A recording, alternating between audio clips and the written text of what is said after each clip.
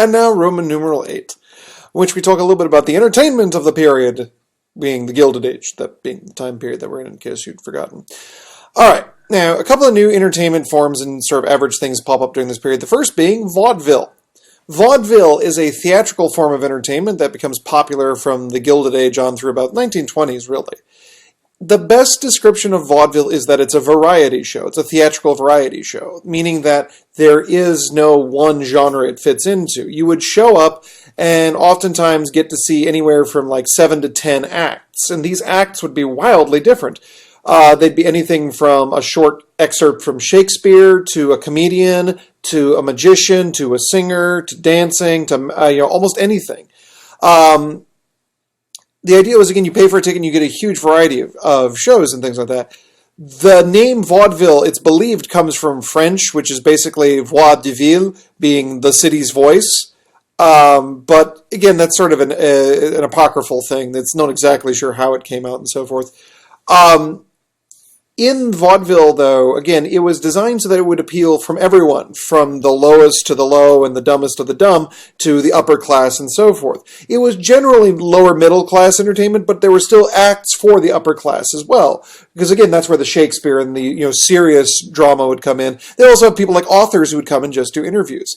One of the weirdest parts of vaudeville was that they would have celebrities just show up to do interviews and things like that. That was one of the gags they would do, is like, one of the acts would just be, here's somebody famous. Do you have questions for them?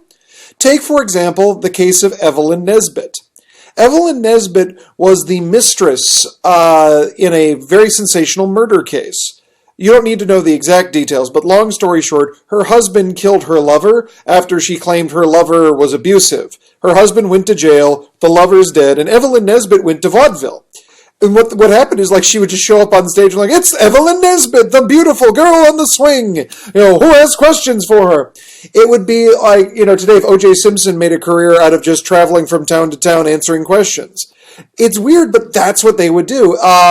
I'm trying to think of another good reference point. Chicago. If you've ever seen the movie Chicago, how everyone goes to see Velma and Roxy at the end just because, hey, they're murderers and famous. It's the same idea. They would get random people. The guy who killed Jesse James did vaudeville for a while. Buffalo Bill did vaudeville for a while. Even Sitting Bull or was either Sitting Bull or one of the other Indian chiefs called to do vaudeville. But in any case, again, it's this example and a rise of celebrity culture, which is the other significance here. Evelyn Nesbit, again, signifies sort of this rise of celebrity culture, where it's not, what can you do, but, just the fact that you're famous. Everyone wants to know more about you, even if you can't do anything, if you will. I've included on this DVD, or somewhere around here, a short clip of Abbott and Costello doing what would be a vaudeville routine, Who's on First. You're probably somewhat familiar with it, but when you're done with this video, just take 8 minutes to watch it, because A, I think you'll enjoy it, and B, that's the sort of stuff you'd see in vaudeville. There's not going to be huge sets, it's not action-packed, it's two comedians just, hamming back and forth. But again, you'll get the idea of what we're talking about. The other thing to come out of this is going to be ragtime.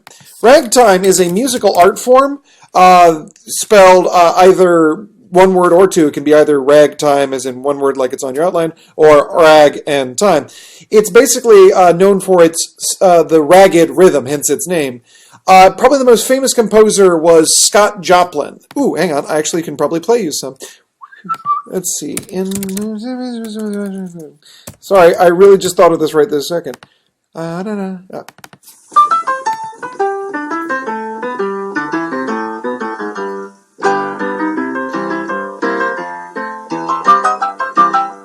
hear the sort of bouncy rhythm? This is ragtime.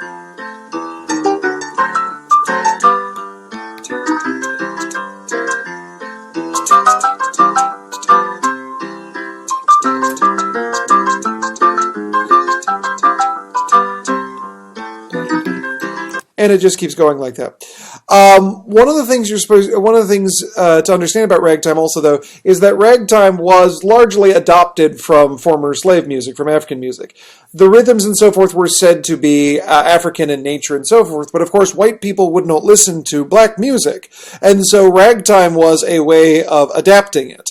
to make it more palatable for white audiences. So again, things like Scott Joplin, John Philip Sousa, and so forth, they take what was, again, sort of basically former slave music and adapted it so that white audiences would find it at least tasteful or acceptable. You'll see a similar thing pop up with rock and roll, which in the 1950s basically was an adaptation of African-American music, which was R&B, and just, again, tuned in for a white audience, that's all. So that's vaudeville. The next thing you've got is burlesque. Burlesque is like vaudeville, but more adult. Basically, it's vaudeville, but with boobs. No, really. Burlesque is not a full-on strip show, but instead burlesque was adult entertainment. So it'd be what you would call blue humor. So rather than just, good-natured jokes, it's them using naughty language and sexually derived puns. Likewise, instead of just, women doing ballet, it's women doing suggestive dancing. Now, the thing you have to understand, though, again, is this is still the 1880s where, again, we're not doing nudity on stage, but we are stripping down to our underwear and our stockings, and for them, that was the equivalent of, the Playboy channel. That was a huge, oh my gosh! And so burlesque still pops up. It's basically sort of a halfway point between like stripping and, just, scantily clad dancing. It's sort of in the middle of there now. Burlesque, again, would be much more popular in the long run than vaudeville because, again, hey, it's nudity that tends to sell well. Next thing, movies. It's around this time period where you're beginning to see the first ever motion pictures. Most of the motion pictures at this time, though, are really, really, really basic. Things like, 5-10 minute long movies. One of the most famous ones and probably the first big movie in America is The Great Train Robbery. I will try and find a clip of it for you, but in case I can't, I'm sure you can find it on your own. The thing about The Great Train Robbery is it is what it sounds like. It's a black and white silent film about, bandits robbing a train. But the funniest thing about it is that the very end of the movie involves one of the characters looking directly at the camera and producing a gun and firing it. The story goes that when this was first released in theaters, people panicked at the sight of this huge man with a huge gun and we're all going to die! And again, that seems ridiculous to us now. Like who in their right mind would be scared of, again, this phantom character trying to shoot us all? But at the time, no one understood what movies really were. And so as a result, oh my gosh, it's going to kill us all! So again, we can look back on the past and laugh. Laugh heartily. Now, in terms of sports and things like that, it's in this Gilded Age period where you first begin to see the beginnings of professional baseball. Some of the first professional baseball teams are during this period of time, including the Cincinnati Red Stockings, now known as just the Cincinnati Reds. They were considered to be the first professional ball club, meaning the first team that actually paid their players to play baseball.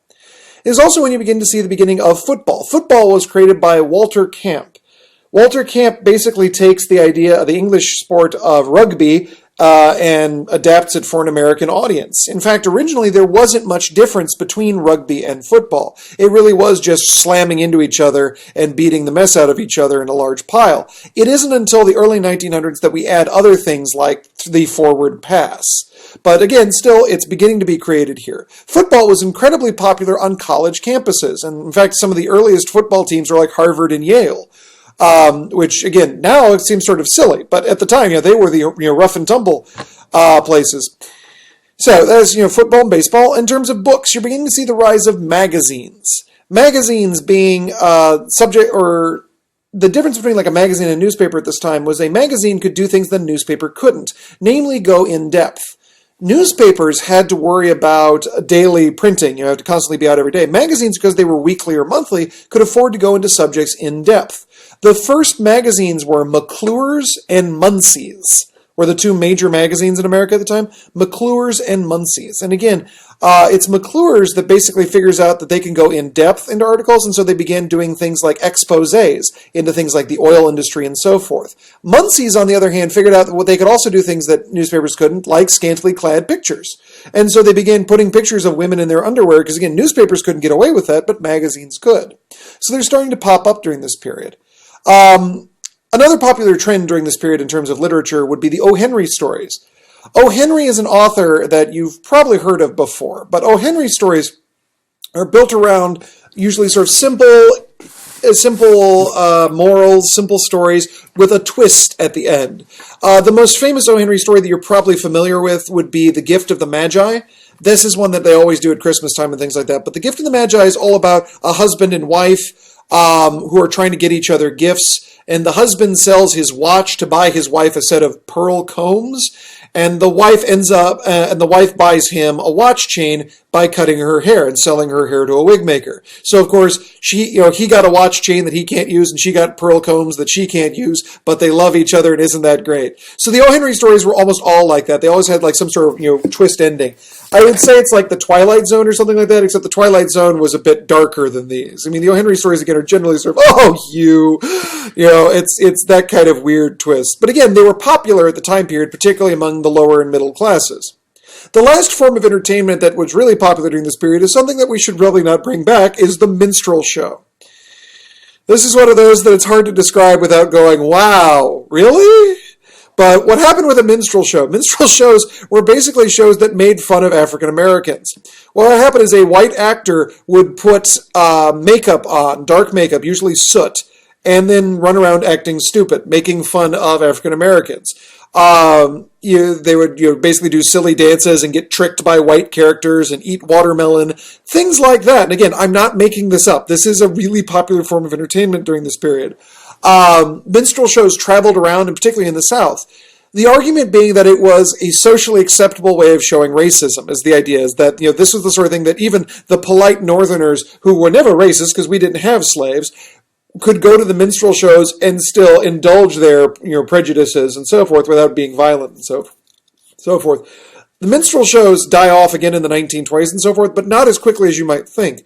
Even when we get radio, minstrel shows were still really popular. One of the most popular radio programs in America in the 1920s and 30s was a show called Amos and Andy, which is really just all about those crazy black people and how silly they can be. And the best part, played by two white actors because it was the radio and no one knew. So yeah, little bit on the kind of side there. Things that, again, we probably should not be repeating in history, but again, you can't really ignore it. It is what happened. Okay, so that takes care of entertainment. Now, on the subject of things that are really awkward and we probably shouldn't be repeating, we're getting into the Jim Crow period. Next up in Roman numeral 9.